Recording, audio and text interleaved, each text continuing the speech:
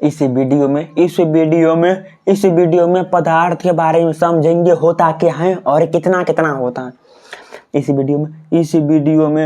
Video में पदार्थ के बारे में समझेंगे, होता क्या है और कितने प्रकार के होते हैं। पदार्थ जो होता है, हर कोई पदार्थ होता है। ये जो बोर्ड हैं, ये जो पेंसिल हैं, ये सब पदार्थ हैं। और इसका मतलब क्या होता है, देखो हम जो हैं हमारा कुछ भार है, और ये जो पेंसिल है इसका भी कुछ भार होगा। ये जो बोर्ड है इसका भी कुछ वजन तो होगा, लेकिन कुछ जगह भी छेका हुआ है ना। अगर ये सब इंक्लूड कर देंगे तो पदार्थ हो जाएगा। पदार्थ कितने प्रकार के होते हैं? पदार्थ जो होता है 2 प्रकार का होता है। पहला हमारे पास है भौतिक होता है।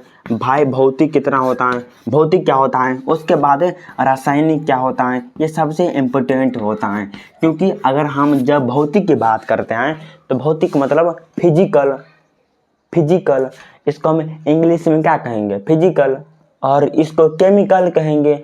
इसमें कोई भी चीज़ हम करते हैं, जैसे अभी हम बोलते हैं, ये क्या हो गया, भौतिक हो गया। हम अभी जो है हाथ को ऐसे ऐसे करते हैं, क्या हो गया, भौतिक हो गया। अभी जो है हम बोर्ड पर ऐसे ऐसे लिखते हैं, क्या हो गया, भौतिक हो गया। आप जो है ना मोबाइल से देखते हैं, अभी अभी क्या हो गया, भौतिक हो गया। कहने का मतलब जो भी हम करते हैं उसको भौतिक कहते हैं। और कैसे हो जाता है, कैसे होता है, ये हम रासायनिक अभिक्रिया में समझते हैं। भौतिक में अगर हम देखते हैं तो ये 3 प्रकार का होता है। पहला हमारे पास है ठोस होता है, उसके बाद क्या होता है, द्रव होता है, उसके बाद गैस होता है। इसको समझ लेते हैं सबसे पहले। ठोस मतलब मजबूत, द्रव मतलब पानी, गैस मतलब हवा, सिंपल भाषा। अगर हम रासायनिक की बात करते हैं तो ये भी 3 प्रकार का होता है। पहला हमारे पास तत्व होता है, उसके पास यौगिक होता है, उसके बाद हमारे पास मिश्रण होता है। ये सब क्या होता है, तत्व का मतलब क्या होता है, शुद्ध, और यौगिक का मतलब क्या होता है, थोड़ा मोड़ा अशुद्ध, और मिश्रण का मतलब होता है सब कुछ मिला हुआ। अगर हम सिंपल भाषा में कहें तो आप आइटम को जानते होंगे, वो वाला आइटम नहीं, मतलब परमाणु क्या होता है, तत्व का सूक्ष्मतम कण परमाणु कहलाता है।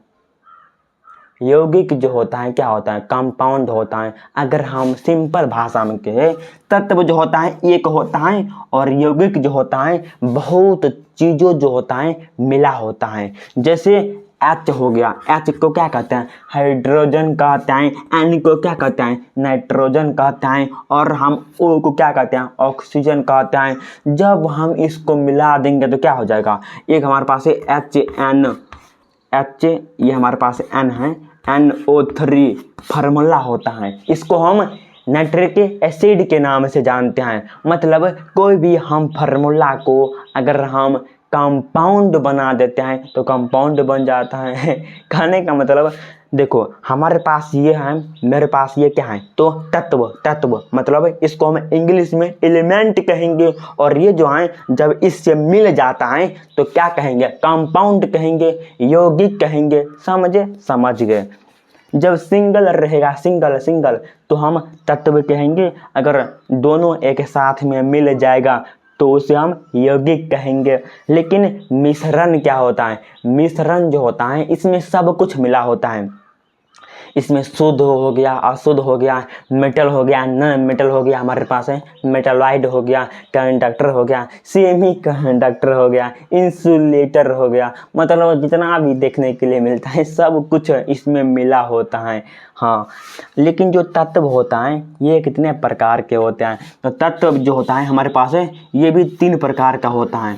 पहला होता है कंडक्टर, दूसरा होता है सेमी कंडक्टर, तीसरा होता है इंसुलेटर। इसमें क्या होता है, सिंपल भाषा, एक माह पार हो जाता है, एक माह थोड़ा मोड़ा पार होता है, और एक माह पार ही नहीं होता है। मतलब अगर हम सिंपल भाषा में कहें तो मेटल होता है, नॉन मेटल होता है, और मेटलाइड होता है।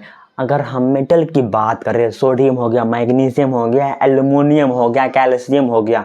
लेकिन अगर हम नॉन मेटल की बात करें तो फ्लोरीन हो गया, क्लोरीन हो गया, हाइड्रोजन हो गया, हीलियम नहीं हुआ। हीलियम हमारे पास धातु होता है और हमारे पास ये सब देखने के लिए मिलता है। अगर हम मेटलॉइड की बात करें तो सिल्वर हो गया, मरकरी हो गया हमारे पास, और बहुत सारे देखने के लिए मिलता है। आस्था हो गया और भी देखने के लिए मिलता है, तो वो सब देखने के लिए मिलता है। अगर हम यौगिक की बात करें तो ये भी जो होता है 2 प्रकार का होता है। कौन कौन होता है यार? स्पेलिंग बहुत कम ही बचा हुआ है, इसलिए हम यहाँ पर लिख नहीं रहे हैं।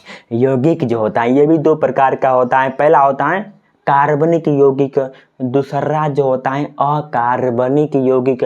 कार्बनिक यौगिक में क्या होता है?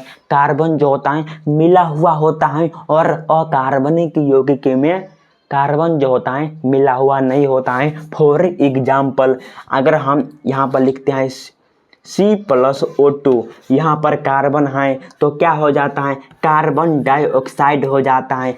इसको हम क्या कहेंगे? इसको हम कार्बनिक कंपाउंड के नाम से जानेंगे। लेकिन अगर हम कहेंगे NO2, इसमें तो कार्बन नहीं है। अगर इसमें कार्बन नहीं है मतलब इसको हम क्या कहेंगे? तो अकार्बनिक यौगिक के नाम से जानेंगे। अगर हम आपसे एक सवाल पूछते हैं, देखो यहाँ पर हमारे पास CaC, अब यार Ca इसका है, हाँ ये हमारे पास कैल्शियम ऑक्साइड है। ये जो है कार्बनिक यौगिक है या अकार्बनिक यौगिक आप कहेंगे। इसमें जो है कार्बन है, इसलिए इसे हम कार्बनिक यौगिक के नाम से जानेंगे। ये सब देखने के लिए मिलता है। अगर हम सिंपल भाषा में कहें तो जो हमारे पास कंपाउंड होता है 2 तरह का होता है। एक हमारे पास कार्बनिक कंपाउंड, दूसरा हमारे पास अकार्बनिक कंपाउंड देखने के लिए मिलता है। और भी बहुत कुछ देखने के लिए मिलता है, लेकिन आज के लिए इतना ही काफ़ी है।